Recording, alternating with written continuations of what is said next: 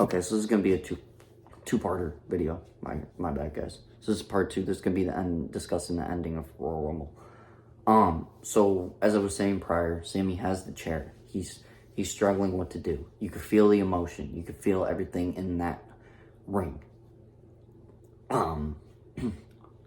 So the crowd's there. They don't know what's gonna happen, but they can kind of sense something big is going down. Essentially,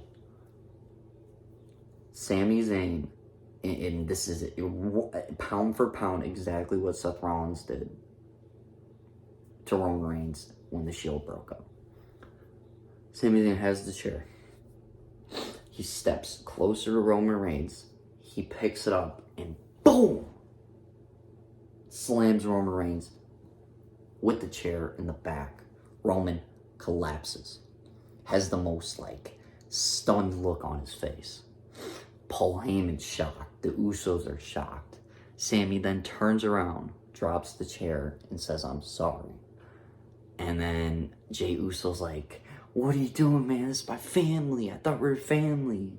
Some shit like that. And Roman had previously said before this happened, "I love you, man. You're family. You're part of the bloodline. And when you're with me, you're main eventing shows. Otherwise, go do jackass shit." Or what? You guys remember what he did with Johnny Knoxville last year at WrestleMania? So he drops the chair, and it's like he was sacrificing himself to the wolves, essentially. Jay's all upset. Jimmy is upset. Jimmy just super kicks him. Sami falls to the ground, and the bloodline just absolutely beat Sami Zayn probably to within an inch of his life. It was the most brutal beatdown I have ever seen done in any WWE ending to a pay-per-view. Sami's there. He's getting beat down. Roman rips his shirt off. And then he takes the lei while Sami's on the ground. He starts ripping the lei and he just dumps it on Sami. Sami has his shirt off. He's laying there on the ground.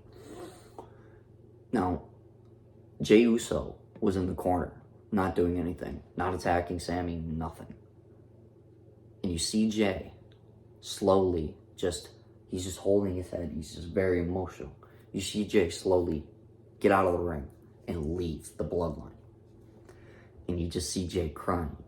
So that was beautifully done too, because now it's Jay's having flashbacks to what Roman did to him, how Roman tormented him when this whole bloodline storyline began. And that was beautifully called back on. It's like Jey sees himself in Sami, essentially. And so Jey leaves. The bloodline continue the beat down. And Sami, the last shot you see, I'm telling you right now, this whole ending to this was beautifully done.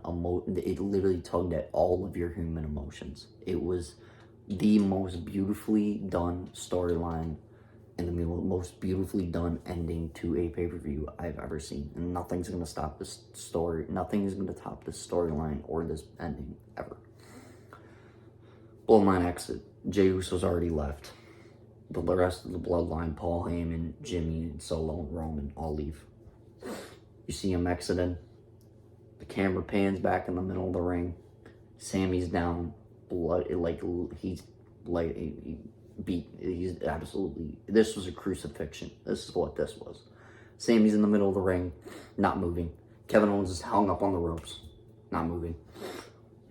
And then the show goes off the air with a final shot of Sami and KO in the ring. And so Sami, at the end of the day, took a risk knowing what was coming to him. And he chose his real family over the bloodline, who was never his family and who was just using him, which Kevin Owens had tried to tell him. I kid you not. Here's the issue WWE now has. I kid you not, I'm sitting there.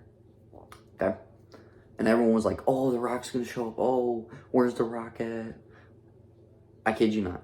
After the show ended, they don't need The Rock. They really don't.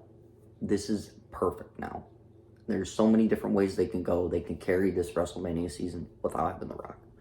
But here's the issue now. You're essentially now what you did by this ending is turning Cody Rhodes back into what he was in AEW, which is a heel. Not Cody Rhodes didn't turn heel, but basically on how the fans perceive him. Because I kid you not, I was sitting there and I was like, in my head, I'm like, okay, so Sammy's got to be the one now. I don't think I need Sammy. Like, I want Sammy to win now. I don't want Cody. And I guarantee you, everyone in that arena, everyone at home is thinking the same thing. Now they're in shit position. Like, I don't know what they do. They gave Cody the Rumble win, but now you did what you did at the end, so you kind of screw Cody over. Because Sammy's the number one babyface now. It's not even close. What do? I know in Chamber it's supposed to be Sammy and Roman. Do you do Sammy and Roman? And then in turn you do Sammy and KO versus Usos in Mania, and then you do Roman and Cody versus Roman and someone else? Like, how do you do it? Do you do a Chamber in Montreal where Sammy's in there and you potentially have maybe, I don't know, like Jimmy and Solo in there and they cost Sammy the Elimination Chamber win? Like, I don't know where you go. But I'm telling you, now everyone wants Sami Zayn to dethrone Roman Reigns. And you're not going to be able to write a better storyline for Cody and Roman than what Roman and Sami is right now. So Raw should be really interesting tomorrow. Oh no, I said this wasn't a horrible show. Some things I liked, some I didn't.